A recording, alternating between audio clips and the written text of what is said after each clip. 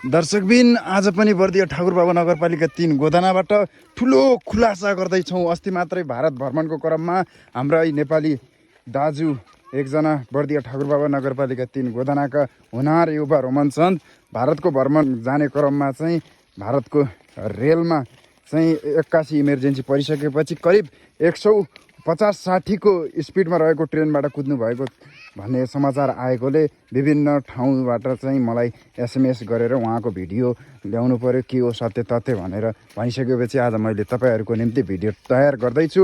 ल उहाँलाई स्वागत छ। के तपाईँले साँच्चै भारतको भ्रमण जाने क्रममा 150-60 को स्पिडबाट कुद्नु भएको हो त? साँच्चै हो र? 70 को स्पिडबाट हो। अब 60-70 को स्पिड भन्दाखेरि कसैले 80-90 कसैले 1 भन्न थाले, त्यसरी बढ्दै गएको हो। अनि त्यो साँचो त साँचै हो? साँचो त साँचै हो। यत्रो चोट लागेको छ, यहाँ चोट लागेको छ, छातीमा चोट लागेको छ।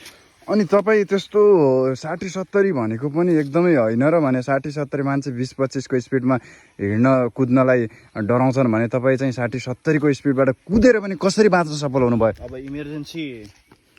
इमर्जेन्सी पढेर हो यो कुदेको चाहिँ।